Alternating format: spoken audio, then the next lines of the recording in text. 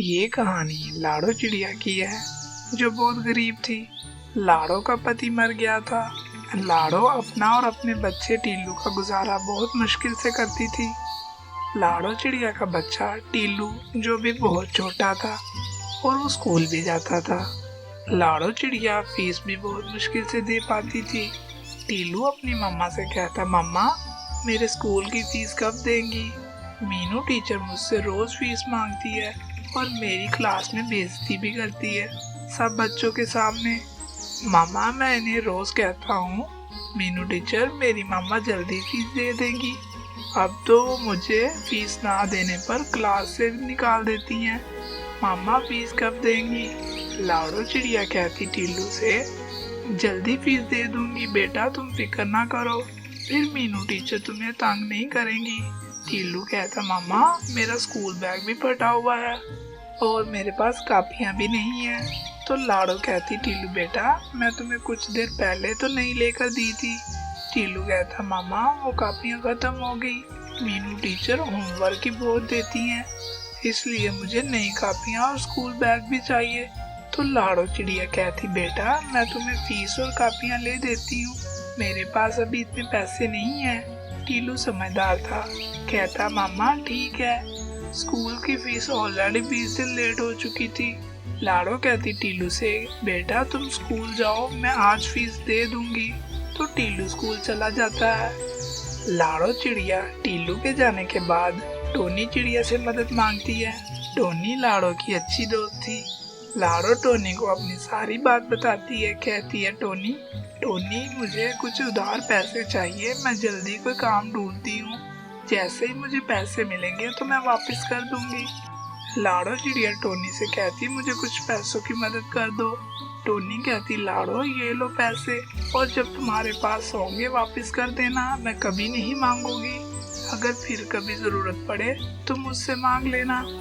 ये सारी बातें खिड़की से गोरी कवि सुन रही थी। लाड़ो टोनी चिड़िया का शुक्रिया अदा करती है और कहती है, टोनी तुम्हारी नजर में कोई काम हो तो मुझे जरूर बताना, मैं काम करके अपने और अपने बेटे का गुजारा कर लूंगी। और टोनी मुझे यकीन है एक दिन मेरे पति जरूर वापस आएंगे। टोनी कहती, लाड़ो इस बात को काफी देर हो गई है, अगर उसने वापस आना होता तो वो कब का आ गया होता, तुम्हें और टीलू को अकेले छोड़कर नहीं जाता। लाड़ो कहती, टोनी मुझे यकीन है वो जरूर आएगा, वो मरा नहीं है। टोनी कहती, लाड़ो मेरी दुआ है कि वो जल्दी वापस आ जाए। और लाड़ो टोनी के घर से सीधा स्कूल जाती है फीस देने के लिए। लाड़ो मीनू टीचर को टीलू की फीस देती है और कहती है, मीनू मौसी तुम्हें सब पता है कि मैं अब अकेली हूँ और मेरा गुजारा बहुत मुश्किल से होता है। टीलू मुझे आकर बताता है मीनू टीचर मेरी फीस ना देने पर मेरी बेइज्जती करती है सब बच्चों के सामने। मीनू मौसी लाड़ो से कहती है, लाड़ो फीस 20 दिन लेट हो चुकी है, इतनी लेट फीस कोई भी नहीं देता, स्कूल के खर्चे भी बहुत होते हैं, तुम फीस टाइम पर दिया करो। और फिर लाड़ो घर वापस आ जाती है। शाम हो गई थी, गबरू भी स्कूल से वापस आ गया था। गोरी कभी गबरू से कहती, गबरू मैं भोजन लेने जा रही थी तो मैंने देखा लाड़ो टोनी के घर गई थी, मैंने उनकी सारी बातें सुन ली।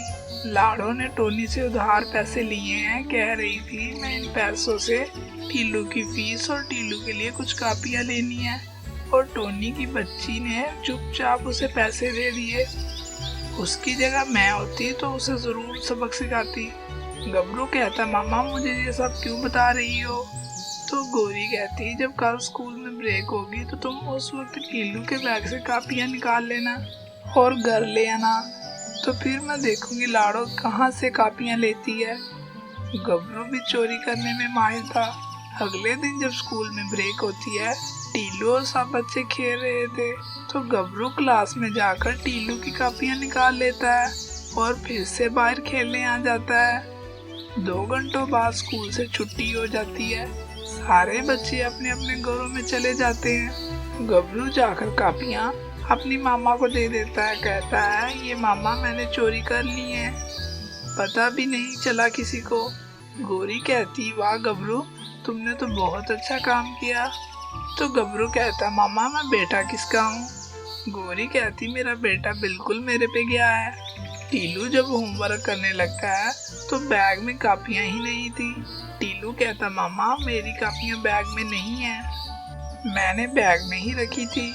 लाड़ो कहती टीलू बेटा तुमने किसी को दी तो नहीं? तो टीलू कहता नहीं मामा मैंने किसी को नहीं दी, मैंने खुद बैग में रखी थी। लाड़ो कहती टीलू बेटा अब तो मेरे पास पैसे भी नहीं है जिससे मैं कापियां लेकर दे सकूं। लाड़ो समझ गई थी कि ये किसने किया है, क्योंकि ऐसी हरकत गबरू ही कर सकता था।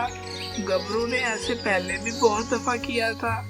लाड़ो तंग आकर जंगल की तरफ निकल जाती है और एक बूढ़े पेड़ के पास जाकर रोने लग जाती है।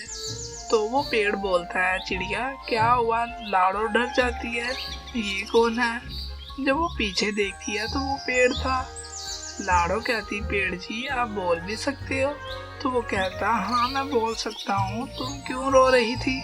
लाड़ो कहती मेरा पति पता नहीं कहाँ चला गया है, मैं और मेरा बच्चा हमारा बहुत मुश्किल से गुजारा होता है और मैंने पहले ही किसी से मांगकर अपने बच्चे की फीस दी थी और अब उसकी कापियां गबरू ने चोरी कर ली हैं। मैं उनसे लड़ भी नहीं सकती क्योंकि गोरी के पास बहुत पैसे हैं। ऐसे काम सिर्फ जंगल में गोरी या गबरू ही कर सकते हैं। तो वो पेड़ कहता तुम घर जाओ तुम्हारे लिए एक तोहफा है। तो लाड़ो कहती वो क्या है? पेड़ कहता तुम घर जाओ तुम्हें पता चल जाएगा। लाड़ो घर वापस आ जाती है। जब वो देखती है तो लाड़ो का पति घर वापस आ गया था। लाड़ो कहती अरे आप कहाँ चले गए थे? आपको पता भी है हमारे पर क्या बीत रही थी? तो लाड़ो का पति कहता हाँ मुझे पता है, मैं शहर काम करने गया था, मैं एक फैक्ट्री में काम करता था ईमानदारी के साथ। फैक्ट्री का मालिक मेरे काम से और मेरी ईमानदारी से बहुत खुश था, वो मुझ पर बहुत यकीन करता था। उसने मरने से पहले अपनी फैक्ट्री मेरे नाम कर दी क्योंकि उस फैक्ट्री का कोई वारिस था ही नहीं। ये देखो मेरी कमाई, संदूक सोने से भरा हुआ है, अब हमें कोई तंगी नहीं होगी और हम शहर चले जाएंगे। लाड़ो बहुत खुश थी।